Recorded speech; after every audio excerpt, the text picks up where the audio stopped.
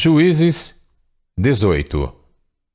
Naquela época, não havia rei em Israel, e a tribo de Dan estava procurando um local onde se estabelecer, pois ainda não tinha recebido herança entre as tribos de Israel. Então enviaram 5 guerreiros de Zorá e de Estaol para espionarem a terra e explorá-la. Esses homens representavam todos os clãs da tribo. Disseram-lhes: vão, explorem a terra. Os homens chegaram aos montes de Efraim e foram à casa de Mica, onde passaram a noite. Quando estavam perto da casa de Mica, reconheceram a voz do jovem levita. Aproximaram-se e lhe perguntaram: quem o trouxe para cá? O que você está fazendo neste lugar? Por que você está aqui? O jovem lhes contou o que Mica fizera por ele e disse: ele me contratou e eu sou seu sacerdote. Então eles lhe pediram: pergunte a Deus se a nossa viagem será bem-sucedida. O sacerdote lhes respondeu: vão em paz. Sua viagem tem a aprovação do Senhor. Os 5 homens partiram e chegaram a Laís, onde viram que o povo vivia em segurança como os sidônios, despreocupado e tranquilo, e gozava prosperidade, pois a sua terra não lhe deixava faltar nada.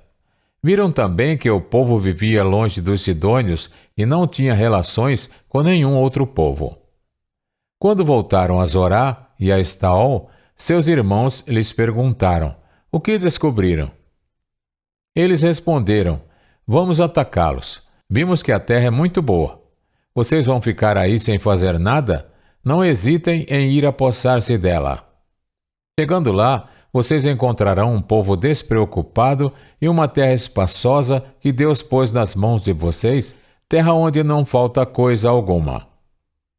Então, 600 homens da tribo de Dan partiram de Zorá e de Estaol, armados para a guerra.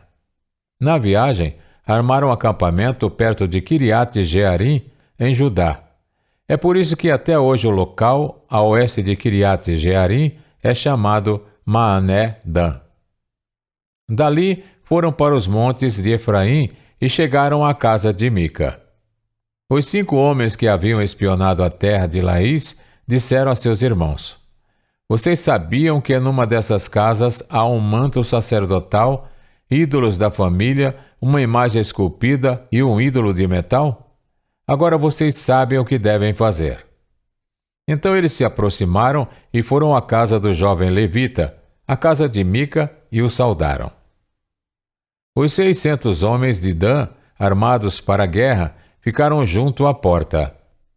Os 5 homens que haviam espionado a terra entraram e apanharam a imagem, o manto sacerdotal, os ídolos da família e o ídolo de metal, enquanto o sacerdote e os 600 homens armados permaneciam à porta.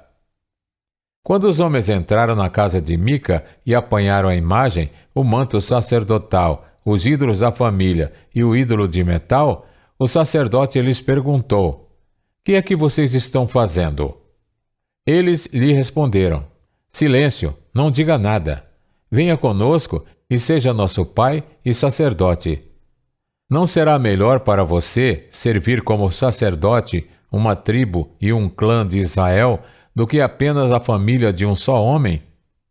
Então o sacerdote se alegrou, apanhou o manto sacerdotal, os ídolos da família e a imagem esculpida e se juntou à tropa.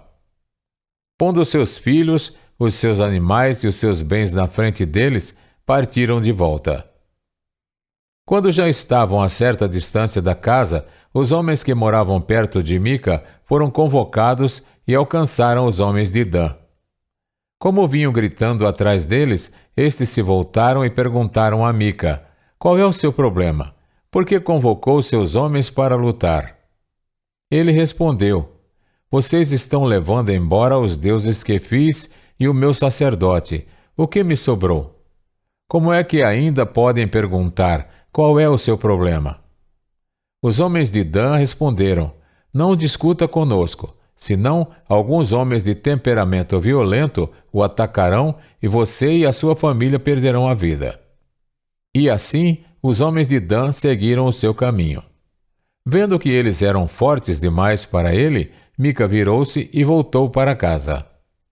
Os homens de Dan levaram o que Mica fizera e o seu sacerdote, e foram para Laís, lugar de um povo pacífico e despreocupado. Eles mataram todos ao fio da espada e queimaram a cidade.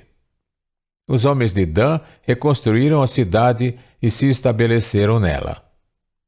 Não houve quem os livrasse, pois viviam longe de Sidom e não tinham relações com nenhum outro povo.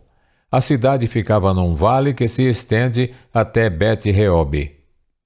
Deram à cidade anteriormente chamada Laís o nome de Dan, em homenagem a seu antepassado Dan, filho de Israel.